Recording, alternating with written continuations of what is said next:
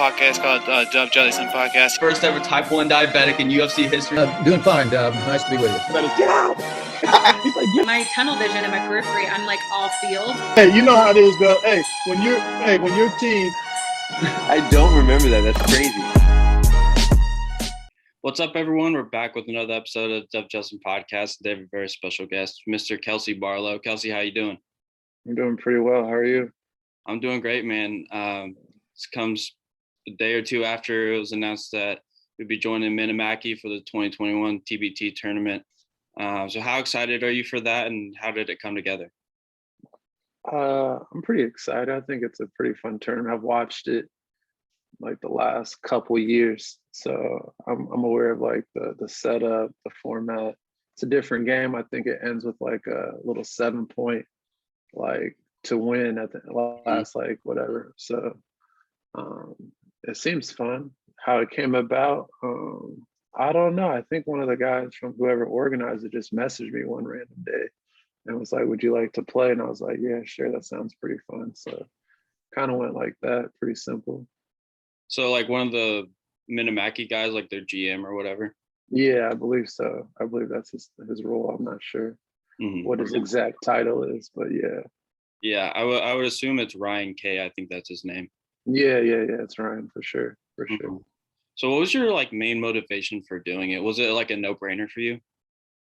For the most part, I thought so. But main motivation, I think I played my best basketball in the summer for sure. You know, and I mean, I haven't played in the States, and I think we can win it. So, I mean, that's good financially as well. So, I mean, I think playing in the summer, I have the most fun. So it was like that for the most part. Mm-hmm. And the summer is usually your guys' off season, obviously. So what's your off season been like thus far this season? So far I've just been like working on my body for the most part, just like reconstructing it, using my toes different, using my balance different, like a bunch of things like that. So I've just been doing that in like Miami since like maybe the end of April. So I think our season ended like mid-April. I took like a week or two off and then just kind of started into it. Mm-hmm. Is that where you're at right now, Miami? Yeah, like Key Largo, but I drive it like an hour up to Miami. Fair enough. Did you have any interest in playing for them like maybe last year? I know this is their second year as a team, I guess. Did you ever like think about it when you were watching it? Not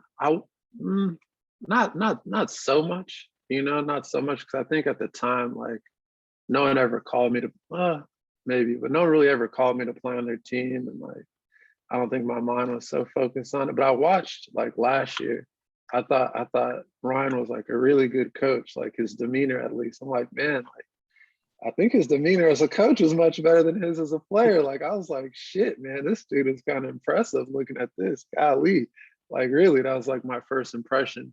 And then like from there, I was just looking at like the guys they had. So I was like, yeah, I mean, if they had one or two more pieces, I think they would have a chance to win, especially when you have like a few 7-footers on the team, you know what I mean? Which is a huge advantage in such a tournament. Mm-hmm. Yeah, I mean, just now, I think as of right now, the only guys that they've added or you guys have added are you, AJ Hammonds, and Lou Jack, which is a pretty damn good tandem. Sure. But I think Ryan Klein and Greg Eifert were supposed to play last year. Mm-hmm. Rayfeld was supposed to play last year, and then something came up with their schedules and everything like that, so they couldn't. But what do you think of the squad that you guys have put together so far that has been announced? I'm sure you probably know behind the scenes some more guys. Who's been announced? It's you, Evan Boudreau, Lou Jack, John Octius, and Hammonds, I believe. Okay. I played against John Octius when he was at Colorado State. Mm-hmm. So I know his game. I think he's pretty good. I obviously love Lewis Jackson's game, playing with him in college. I saw Evan play. Where did I see him play? I went to the game when they played against Ball State, maybe. And I think like Taylor Persons was the main guy for Ball State. So I went to that game. He's like, you know, he's the type of player you need just to keep things organized. Like, seems like he's willing to do it all. So And then AJ Hammond's, obviously when he's motivated, there's really no touching him. So, I mean, I think it's a good group. I think there's a few other players I know about that kind of put us in a good chance to contend for it. Mm-hmm. Well, don't spoil it for the. Yeah, I'm not. I'm not throwing that party at all. That's why I asked you who they announced. For sure. Yeah, I mean, I think you guys have a really good chance to win, especially just looking at the roster already, and then some of the teams that have like been in contention year in and year out, like Carmen's crew, which is Ohio State's team, Marquette's team, and then Overseas Elite. I think you guys are right up there with them. Yeah. But how excited are you to be hooping with some of your old teammates, especially like Lou Jack? It's funny. Yeah. I mean, I think it'll be real interesting. It'll be a great dynamic. I like playing in the States much more than I've liked playing in any other country at this point in my career and life. So I think just, playing with like Lou Jack, I think we'll just have a lot of fun. And I think when you have a lot of fun, it's a good ingredient for success. So that's kind of how I'm seeing it. I think we'll have a lot of fun, enjoy ourselves, be competitive about it, and see what we can get out of the situation. Mm-hmm. Will be a kind of like an odd dynamic with like Ryan Smith you mentioned as a coach, just because like you were his teammate and now he's the coach. Is it kind of weird like that? I wouldn't say so. I mean, maybe going into it, I might think that if I didn't watch the tournament last year. But after watching the tournament last year, I was like, it looks like he knows what he's doing, and I play professionally. So the relationship between coach and player is just something that's a part of the game. So, I mean, obviously we're all in on taking his instructions. So I don't think it would be too different. I mean, he's a professional in his own right, and I am in my own right. So it should work out pretty well, actually. We're no longer amateurs, man, Will it be an odd will it kind of be an odd feeling when you put on that jersey again, knowing that you're representing Purdue after all these years? An odd feeling? No, I think Purdue's a part of me, like it was like the first school I decided to go to. I think I still have a pretty good relationship with Coach Painter and some of the people on his staff. So I mean, I've been to a few games. So no, I think it'll be just it's different because it's not college, right? But I think, when you have these experiences in your life, they kind of make you who you are. So I think it's just another way to kind of recycle back something that's made me who I am today. Mm-hmm. Maybe odd was the wrong word. Would it feel like a little more special to you just knowing that you played for Purdue in college, and then it's been close to 10 years at this point, and now you're coming back to represent Purdue again? Yeah, I mean, it'll be fun. I think it'll be great. I have I think 8 of my best friends from high school. We all went to Purdue, so I mean, it's kind of extends into that group of friends and stuff like that where you can communicate about it. Because when you play overseas, it's a huge gap. I can call a friend like, "Yo, we had a game. This happened," and it's just not going to connect so well. So I think it kind of brings the community aspect back into it. That'll make it really fun. Mm-hmm. That's cool that you have that close group of friends that went to Purdue. I'm similar. I had a group of 5 of my best friends that we all went to Purdue. So yeah, it's nice to go up there and see familiar faces. But talk about that recruiting process of choosing Purdue, and what other colleges were in the running. Oh wow, that's an interesting question. So basically what had happened, I was in 7th or 8th grade or something like that. And I was playing on this really good team. I think we're 4th in the country, AAU. And I was coming off the bench, but I'm man, I'm on one of the best teams. So at a minimum, I think I should be able to go to a low major D1 school, no, not a high major D1 school that's not the best, right? Mm-hmm. So I was all right, Purdue's kind of horrible. I'll put them on the list.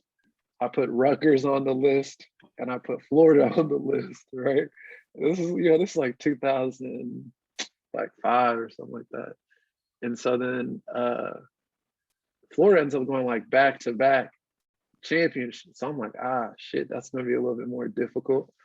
And then who else? And then Rutgers, I have a lot of family from New Jersey, so I kind of still had that going. And I don't know what happened, man. I went on spring break like my sophomore year, like Siesta Key, like had a great time, if you get me. And then like I went to Arkansas for like the first tournament of the spring season. And I think I went backdoor, dunked on this guy. And the next thing I know, like 20, 30 colleges are calling me. And I think Purdue came along like within the next month or so. And I was like, wow, it's destiny. You get me? And so I had a teammate in high school, Derek Elson. He went to like Indiana. And so we were supposed to play like, we were talking like, yo, let's win the same team, let's win the same team. And then he commits to Indiana, I'm like, bro, I thought we were like gonna do this together. He's like, nah, man, come on, man, you gotta go to Indiana. So I'm like, man, I don't know. So Kelvin Sampson maybe calls me, or Ray McCullum, whoever was the coach at the time, calls me. It's like, yo, come up on Saturday, blah, blah, blah. And we'll like go through like a full visit, and then maybe we'll get you to commit at the end of it.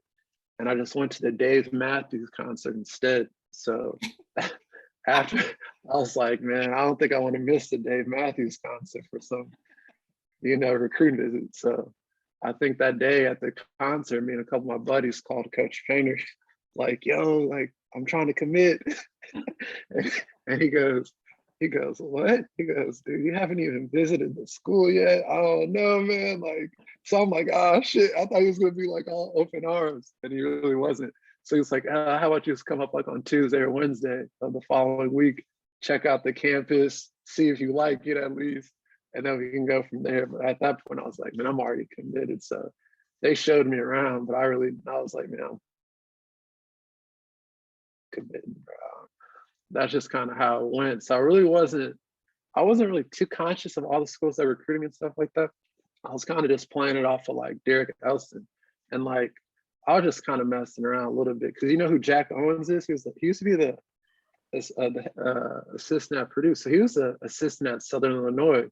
And he would call me like, where do we stand? I'm like, man, if you let me and like 4 of my friends come, I'm coming. Like, I'll just be messing with them like the whole time, So, that's kind of how the recruiting process went for me, if I'm honest. Yeah. Something That's like so that. crazy. Yeah, That might be one of the funniest recruiting ever. Yeah, it was real chill. It wasn't anything like I didn't really even know what offense Purdue was running when I came to the school. You get me? So I was like, whatever. Man, that's absolutely crazy. Yeah, sure. And then once you stepped on campus, what was it like to come into like a national championship contender as a freshman? Man, it was actually it was difficult and easy, right? It's easy because when everyone is like on the team and everyone is thinking like we're the best and we're going out here on the court, whether it's practice, whether it's whatever, to be the best team in the country. It makes it easy. It's like going to private school. Like everyone's trying to get grades and go to college. Like it's almost weird if you don't take on that same mentality. But like when I first got on campus, man, it was like real awkward. Like I'd be walking to like class or something like that, and I'll talk to like a girl or a guy or whoever it may be, and they're like, hey, like you're on the basketball team, aren't you? And I'd be like, yeah, like, or I would say I was on the basketball team, however it went. And then they'll be like, do you know like Robbie Hummel? And I'd be like, what? We're on the team, and like we're the same level. Like, could you like talk to him? I'm like, the gap between like star player and unknown freshman is pretty ridiculous here. And so then Coach Painter had put in the paper something about me redshirting, man, right? And I was like, there's no way I can go through this season redshirting. And people ask me if I know these dudes I see like 2-3 times a day. There's just no way I'm willing to live like that. So I ended up not redshirting. And I think we won the Big Ten that year, beat some pretty good teams, won that, that Virgin Islands tournament. I thought it was probably one of the best basketball tournaments I've ever played in my life. So it was fun. It was you have a little bit of responsibility, but Etwan, Juwan, and Rob were pretty much taking care of most of the load and stuff like that. So it's just basically like not messing up on their behalf and like making sure they got the ball and stuff like that. So it was fun though, for sure. Mm-hmm. I feel like So I'm heading into my senior year, so I came in the same year as like Trayvon Williams and Eric Hunter Jr. and all of them, and I feel like because that was Carson Edwards junior year, I feel like a lot of them probably got that too, that same thing. Yeah, like Oh, how's Carson? What's Carson doing? And all that stuff. yeah, and you figure out like, and maybe this was where my fault was at Purdue or something, but I was like, man, I gotta find a lane here, man. I don't have like a lane. Like they all have this lane, so you got to try to figure out a lane where you can live in and don't have all this. I'm not really trying to hear that all day. Me personally, some people like it. I really wasn't trying to hear that all day. Not that I had anything against them. I'm like, man, what kind of, do I know this guy? Like, how, we're on the same team. So, it was one of those weird experiences. But I can imagine Carson's like, he was like the guy.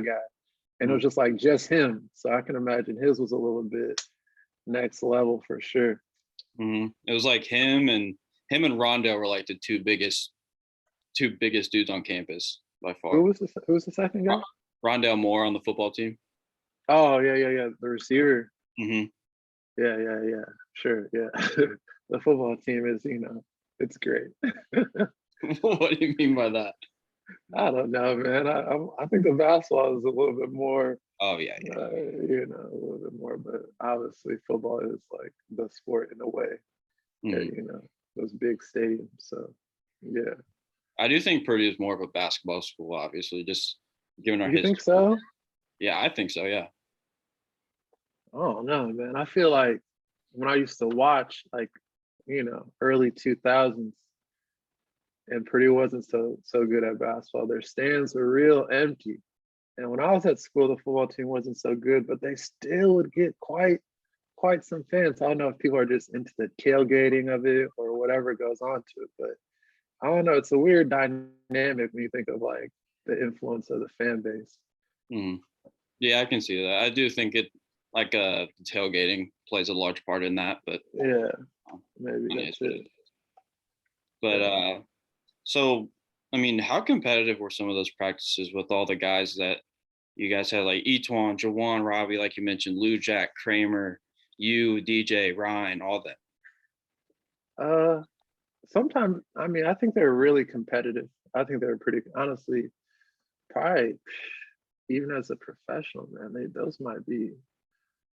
Yeah, I probably consider those the most like legit competitive practices I've ever been a part of. In the pro level, especially when players are getting a couple of dollars, like you might argue a little bit more in a competitive fashion, like over calls and stuff, but like the actual playing of it, I think Purdue did a great job of like really having us compete. Just like the setup, how you come in the summer, like the practices, how they're divided into, like how like wearing the black jersey versus wearing the gold jerseys, like, you're not I wasn't trying to be in that gold jersey, you know what I mean? So it brings out a different, and then even the white jersey for the scout team, like everyone's trying to like, prove a point. So I would say it was pretty competitive for sure. I would definitely say so. I mean, not for Jawan, he was destroying our other bigs. Like, I don't even know if he practiced so much. He was destroying everyone so much, to be honest. But everyone else was real competitive. Yeah. And over the course of those 3 years, do you have any moments that kind of stick out as most memorable to you, either from like a personal standpoint or just as a team? Yeah, I think if I like, as I go through like my life since college, I would say like the main things I think about are like the meetings I'd have with Coach Fainer, to be honest with you. Like some of the stuff he would tell me, like some of the stories he would tell me, I'd be like, man, what a good guy. He tells like some pretty honest stuff. I probably heard it a little different at the time, but yeah, those are probably like the main things I think about. Like on the court, I mean, I wasn't really good at Purdue, so I don't really have any like game where I'm like, man, I was killing. I thought I was real horrible at Purdue as a player. So I think probably like those meetings or like funny stuff that happened like with the guys like on the trip or like in the locker room, stuff like that. But on the court, I wasn't. I was pretty horrible. So I don't really have too many like fond memories of that.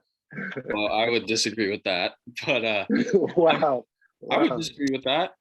Really? I mean, I averaged 3 points in my freshman year. I mean, it's the Big Ten. You come in, you're playing for. I mean, you're sitting behind what, Etwan, Lou Jack, Kramer. Like you come in and you have to kind of like earn your spot as you go. And you showed a lot of progression through those 3 years. Really? I felt like I regressed, really.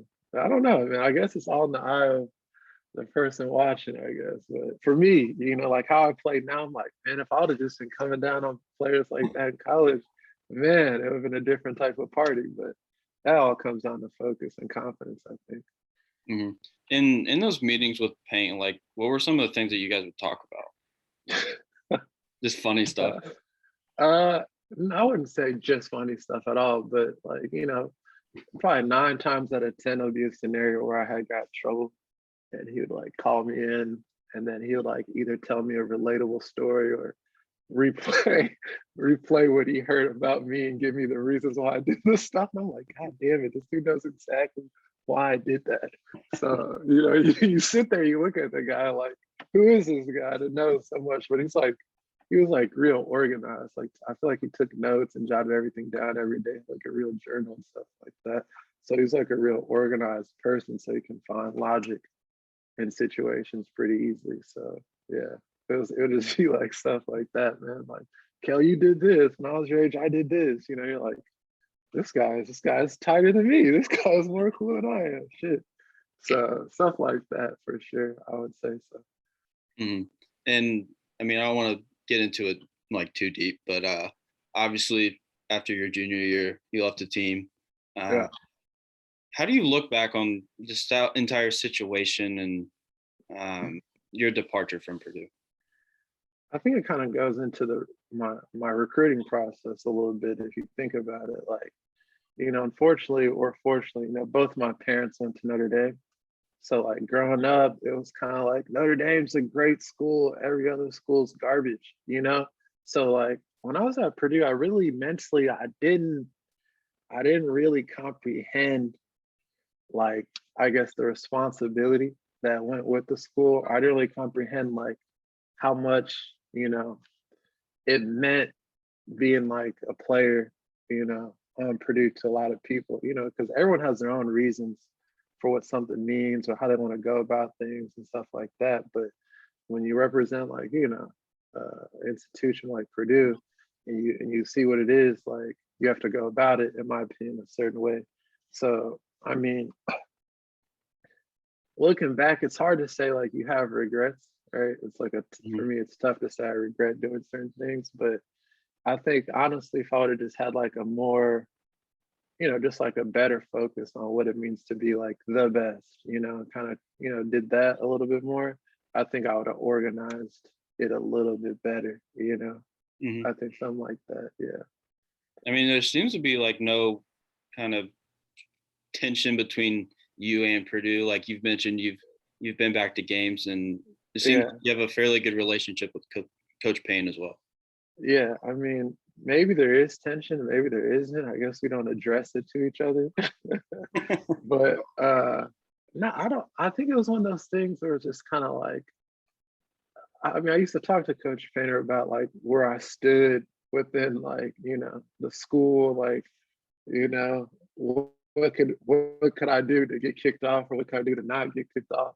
So when that day came, I think even when Coach Painter kicked me off, like I think he was saying like a bunch of things, and I don't even think I said one word in the meeting. I was just like, yeah, I think this is it, man. Like, like, so it wasn't, I don't know. I kind of had predicted a downfall in my life anyway at that point. So it's not like I'm blaming them. They could probably blame me for being more responsible. They did like tell me like, or suggest me to live a certain way within that world of college. But I mean, I think, you grow up, you realize where people are in their life at that time, you learn from it.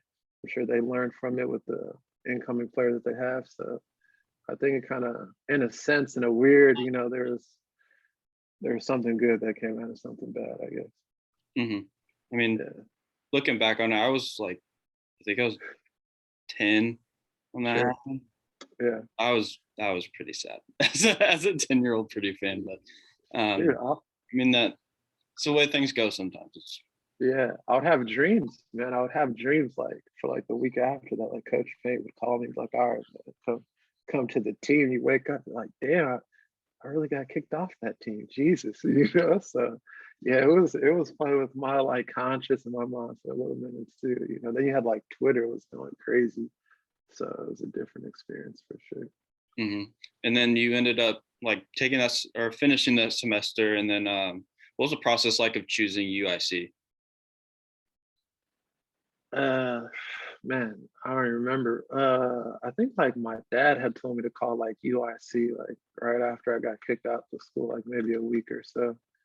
And I was like, man, there's no way I'm going to UIC, dog. Like, Dad, why are you disrespecting me with that? You know, that was kind of my approach. So I didn't call him. I really didn't call him. And then through like how it went, like my options were looking more and more slim as time went on. You know, I'm like, man, I guess my dad knew something I knew because my options aren't what I think they are. So like sometime in like June or July or something, I end up calling them, and then they're like, "Oh, great, we're glad you called you," because there's some rule in there that like if you don't make contact first, then they can't call you if they don't get the release from something like that. I can't remember, but and so I was like, "All right, well, I'm gonna go to UIC," like, and it was like 3 hours away. So I mean, at the time, I was taking the mega bus back to Indiana like every weekend, every day I could. I was like, man, this is horrible because like the city's cool, the school's cool, but like, you know, like I said earlier, like that team wasn't full of players who believed they could be the best. So like that energy was really throwing me off at first until I got to take on like a somewhat of a leadership role. Then you know, I tried my best, I guess. So that's kind of, When we were talking about like kind of your moments at Purdue, I forgot to mention your dunk over Jared Solinger. That's kind of like, yeah. I mean, it's really. I hear about that a lot. I hear about that a lot. I didn't really think that was like that good of a play, to be honest. Cause like, you know, sometimes mentally you have an ego. And I remember thinking like, man, like, it's ridiculous how much they hype up this Aaron Craft dude as a defender, you know, like come on. So he was guarding me and I was like, I'm going around this dude as many times as I can. So that's kind of like what I don't think I celebrated after I dunked on him, to be honest, because I was just more like, this Aaron Craft dude cannot guard me. So that's kind of like what I was thinking about during the game, after the game. I really wasn't really, I was like, man, he couldn't guard me, you know? We lost by like 2, but I was thinking more about that than like the dunk on Jared Solinger, to be honest. Fair enough. We're getting close on time, but I want to talk about your pro career. And I mean, you kind of mentioned how you like playing in the States as opposed to, I mean, you played in 5 different countries across the world. Why do you prefer playing over in the States? I think it's the best game. I think, you know, the knowledge of the game is the best in the States. You know, I don't think it's even comparable. I think the States bring the best out of players. Like even like this year, I played in Argentina. I played this player, Jordan Adams, used to play for like the Grizzlies, went to UCLA or whatever. And like you run across him in Argentina. I don't know if I can understand it, but I don't know what it was for him. But you could tell, like, whether it's the energy in the room, the way the rim looks, the way the floor is, the way, you know, your teammates vibing, you know, it was like he didn't need again. So I was just talking trash to him to like bring it out of him, you know what I mean? So like in the States, you deal with less of like players not showing up, in my opinion, or playing aggressively in a weird sort of way. Because I mean, at the end of the day, you are playing for money, so you will do it, quote unquote. But I mean, it's just a different energy for me. Like I don't really. The coaches are a little too aggressive. You know what I mean? The system of it's a little too aggressive for like, you know, it's like it's more work instead of smart work, in my opinion, overseas and stuff like that. I mean, I've had the honor of having a ton of overseas guys on the podcast, and a lot of them kind of share that same mindset. The other day I actually had Sam Decker on, and he was telling me about this story of someone threw a pipe bomb, or not a pipe bomb, like a smoke bomb on the middle of the court in a game. Because we're talking about kind of fans being all crazy and stuff. Do you have any stories like that? I have one story during my career, but like my dad played overseas for like 16 years as well. So those times were a little crazier, to be straight with you. So like crazy, like people throwing all kinds of stuff on the court, you know. So like as a kid, I was kind of, you know, conditioned to it. But like the crazy thing I saw, we were playing, I was in Greece, I was on this pretty decent team. And we were playing this team from Poland, and it might have been like one of the best back and forth games I've ever been a part of, right? And like it was like 2 points. We were up or down. We ended up winning the game. We were up 2 points or down 2 points, with like 2 minutes left. And like literally like the entire fan section just started leaving the game. And so I looked at my teammate who was like the captain. I'm like, bro, like, they don't want to see like this crucial game, you know? He's like, well, the point spread was like for us to win by 20. So they don't really give a fuck if we win. They want to, you know, they want to make their money off us playing. So I was like, damn, I get why the energy in the room is so different, you know? Because like, I think the States just legalized gambling or whatever. Yeah. And it's been legal as hell over there for years. So it creates a different, you know, relationship, because the fan, sure, he's cheering for his team, but he also bet on his team. So, and depending on the way the numbers are set up, they want you to reach that certain number. So I would say when I saw that, I'm like, man, they're not even into the game. They're like, you know, I was like, what are they leaving for? Like, I get this Polish team is worse than us, but it ended up being a really good game. So that was probably the craziest thing I saw in my time over there for sure. Mm-hmm. And you mentioned like growing up and seeing all the crazy fans and everything. Do you think that had an impact on you? Like when you got to Purdue and you see like the paint crew and you're like, oh, this isn't that good. Yeah. Yeah. I wouldn't, not so much. I think when I was at Purdue, I was more like, I was in a different space. You know, I was more like, this is just basketball. It's just, I wasn't a real, I wouldn't say I was like a real player fully at Purdue. I was more hanging out off the court. So mentally, like, I'm like, man, these kids go to school with me. Like, you know what I mean? Like, so I'm not even really looking at it like it's just my classmate, to be honest. I wasn't really even looking at it like, you know, the student section or whatever. I'm like, I get it, but you know, it was more like, hey, my classmates came to the game today, you know, how cool, you know, something like that, you know. So it's a little different. Like when I was like watching my dad, I was like, you know, I'm thinking I should be on my dad's team in first grade, you know, like my competitiveness is just like pretty high. So like I'm looking around the arena trying to figure out like, how can I get on the court to play? You know, so it's a little, the mental was a little bit more, I was more engaged into like the arena, the game, who's who, the ref, the coaches, like the sneakers, everything like that. So it's a little bit different mentality, you know. Mm-hmm. And then last thing I wanted to ask you is, what are your thoughts on the whole situation of like the NBA fans being disrespectful towards like, I think it was like Russ, Trae Young, and I forget the other one. Yeah, I don't think it's getting any lighter, man. You know, like, and I think it goes to what I just said about that game versus that team in Poland, man. Like these fans are, first of all, they couldn't even be in the gym for like a year. So there's a huge eagerness that goes with it because they're coming in during the playoffs. Like, you know, I mean, that New York crowd seemed intense, man, like intense. You know, everyone's world's been turned upside down in some people's brains. So, and then you're just adding like this huge like betting thing into the sport now. So, I mean, it means more to fans, I think, and they feel, I mean, you know, you watch your team lose, you know, you lose $100 or whatever it may be, you might be a little bit more upset. I don't know. Like, it seems fishy, but the way the commentary is going about it, I don't really see it. I can't really see it slowing down. I mean, you know, players always say, like, don't treat us like zoo animals, but people love the animals in the zoo. But you know, it's still like you're going for your own pleasure. So whatever the fans' own pleasure is and coming to the arena could also be the same reason they get upset. And it's a strong emotion. So I mean, I think players need to get more security for themselves. They got enough money at this point. So something like that. That's kind of how I see it. I mean, what are you gonna do? You're not gonna go run our tests on anybody. We saw how that played out for him. You know what I mean?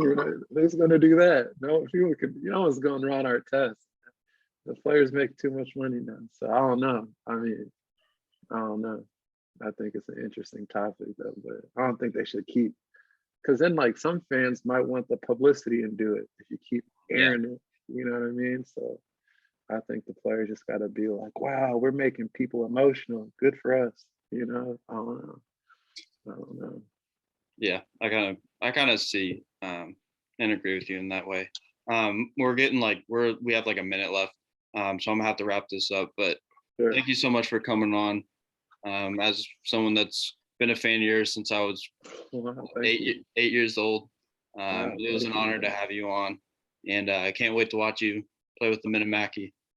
Yeah, man, I got to figure out how to get my black screen like yours, man. Like, you got the It's a sheet. Oh, okay. I'm like, man, he's official over there. He's got the full black background, man. Yeah, I appreciate you having me on as well, man. Thank you, man. Yes, sir. Stay safe. Yeah. All right, you as well, man.